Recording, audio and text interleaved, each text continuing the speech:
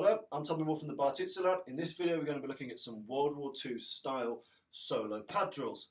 For most of the world we're still in lockdown. There's tons and tons and tons of great solo pad drill stuff out there. I'd really recommend Urban Combatives, Adrenaline Combatives. There's a huge number of that there that are really good. I wanted to go through a couple which were World War II orientated in the nature of the techniques. But again, you can mix up, experiment, go look everywhere. But there's so many of these that you can do, and they're great fun to work with. So I'm just going to take you through some of my recent favourites that I've been playing with. So let's begin. We're going to start. Obviously, make sure you've got a focus mitt, and make sure that when you hit the focus mitt, treat it like it were a human. If you were to chin a human, he will move, either because it hurt him and he will move, or because he's not going to get hit by that same punch on that same trajectory. So even if it was a shit punch, he's still going to move. So whether your punches are good or whether your punches are shit, doesn't matter. When you hit, try and move the pad as if that were a human's head or the back of a human's head.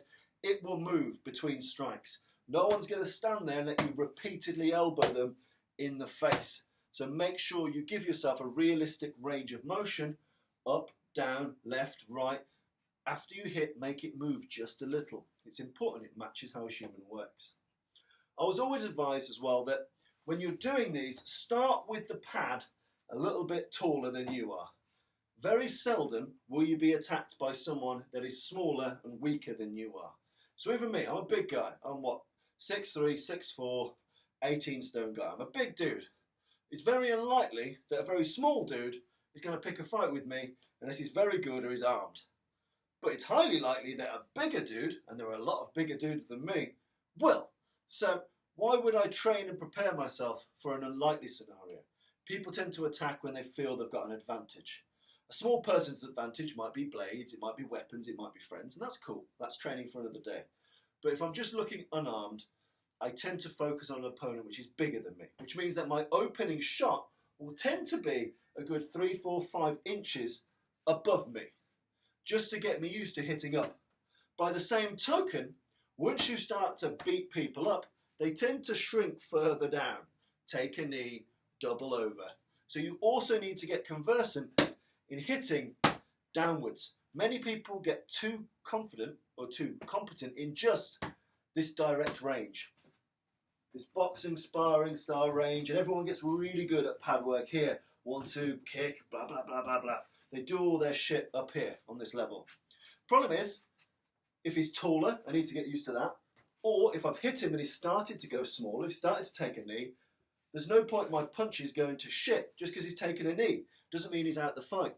So I need to be able to punch down, punch up, punch in with equal ability. So again, when doing solo pad work, I know I've taken my time getting to the actual pad work, but it's important. Make sure it moves and reflects how a human moves. And make sure you vary the heights, and make sure you get able to punch at varying heights and strike at varying heights, because humans are bastards and they'll move when you punch them in the face because they're selfish like that. So, a couple of drills you can do at home with your focus mitt. We're going to start one. We're going to throw a tiger claw, which is essentially a World War II style palm strike, thrown with the exact same body mechanics as a cross. Palm goes into the jaw, fingers incidentally go into the eye. I like on exit to rake this through just a little, so when I rechamber it, it's got a little drag, just to make sure I'm getting that eye wipe in there. So we start off tiger claw and return it. We're then going to move to an edge of hand blow, so using that hard bit, essentially we're going to chop it in. So we've gone tiger claw, edge of hand blow. We're going to do a wheeling elbow, so not just an elbow, we're going to wheel with it. So we're going to move our body. And then finally we're going to do a walking knee. So normal knee, walking knee, I step forward and move through the space. This allows me to start moving towards an exit, getting away, getting to a weapon, getting to buddies, getting to a door or an obstacle. So as opposed to just a standard knee, walk forward with it. So we're going to go tiger claw, edge of hand blow, wheeling elbow, walking knee. Nice and simple. Okay?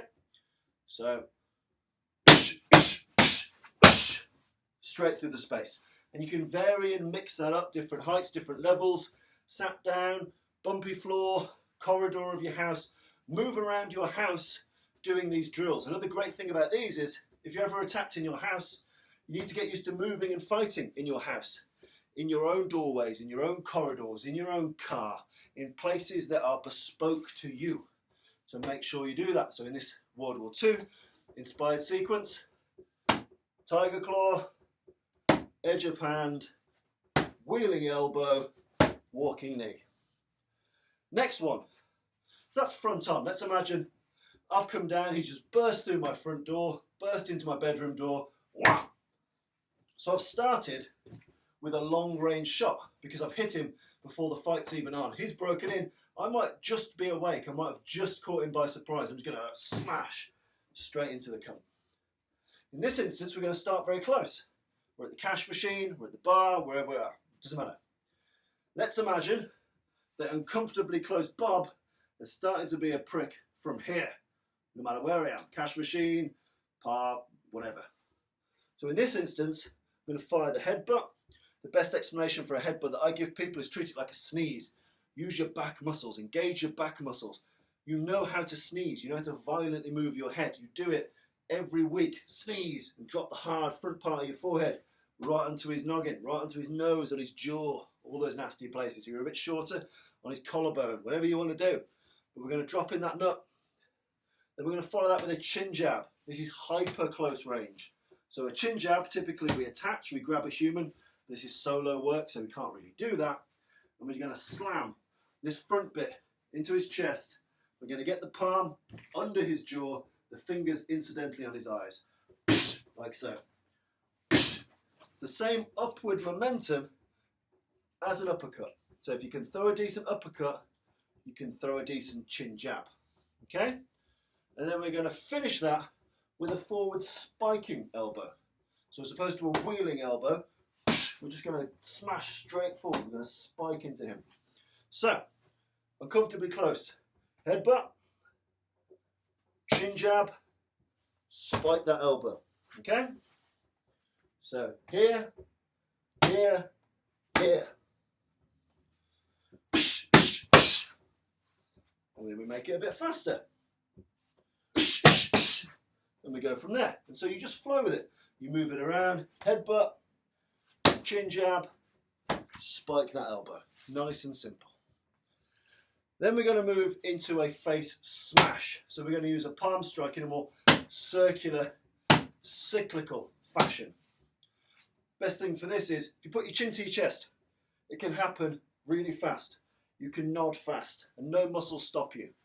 So if you think of a knockout as a brain shake, if I can make your head go forward and down really fast, I can shake your brain. So if I throw this like a ball, I can make him nod. I can accelerate how much his brain shakes in his head. If I go to knock him back, if you try and put your head, back of your head on your shoulders, there are muscles in your neck and in your back that go, fuck, that's a stupid idea, none of that slows you down. So if you're being hit from the front and you've got some awareness, a good network of muscles will stop that happening. There's not much that will stop your head coming down. And that's why the face smash is quite a useful tool. So we're going to go face smash, edge of hand blow, and in this instance what we're going to do is fire in the shoulder. We're going to shoulder shove him. So we're going to go 1, like so, 2 into the neck, and then we're going to bash this shoulder into him as a means of exit. It's just another way to diversify your striking tools. So face smash, edge of hand, smash that shoulder into him. Okay? Moving straight through. Long circle, resets. And again with the face smash, you're making him nod. You're hitting down the front of the face and the fingers are wiping the eyes. So 1, 2. Make sure you're throwing your edge of hand blows with the same integrity you'd throw a hook. You're still turning all your hips. Same integrity. Same integrity. Same integrity. From here. And then finally, just another one to play with, the knuckle swing. So we're going to smash it right in the bollock. So again, in this instance, we've been at the bar. He's a lot closer than we like and our hands are low. So we're going to drop our head down, make sure our head's down, our chin's tucked, so we can't be head-butted or knocked out easy. As we do that, we're going to fire these knuckles right into the groin.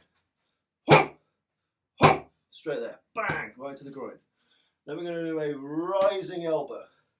So it's going to come up at 45 degrees. So groin swing and smash.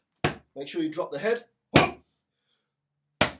That should hopefully smack him in the bollocks and bring his face forward, which allows us to smash in this elbow.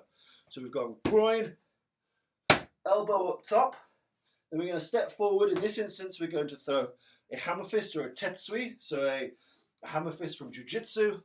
Most of World War II Combatives is Jiu-Jitsu orientated, so this is a piece of a temiwaza, hammer fists. In reality, a hammer fist and an edge of hand blow are the same thing. The striking surface is the same. So if you want to substitute, that's fine. In this instance, we're going to go with the hammer. So we're going to go groin swing, elbow.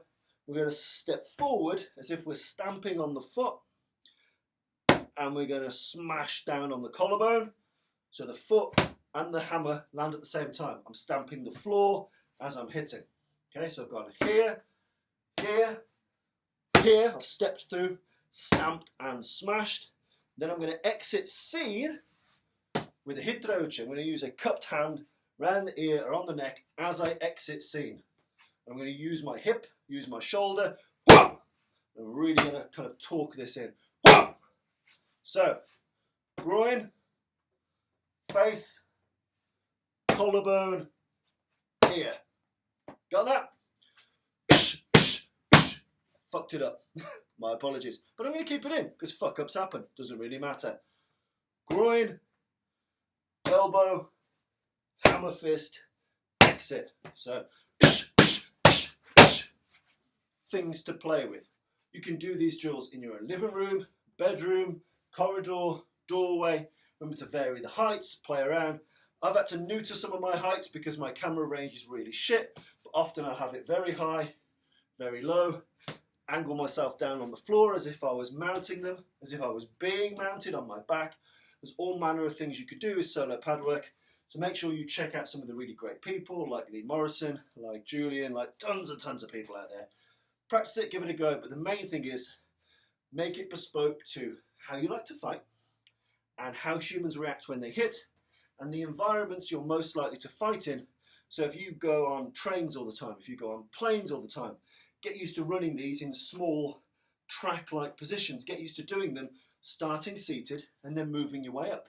Get used to doing them when you don't have much room to move your body. Make a little corridor in your living room. Make sure you work your drills in that small corridor. So again, you get used to environments, how you travel to work, where you sit at work, what your home is like, what your car is like. You can get used to the defense options available to you in those spaces. And do make sure you get used to punching down, punching up, and moving the pad realistically like a struck human.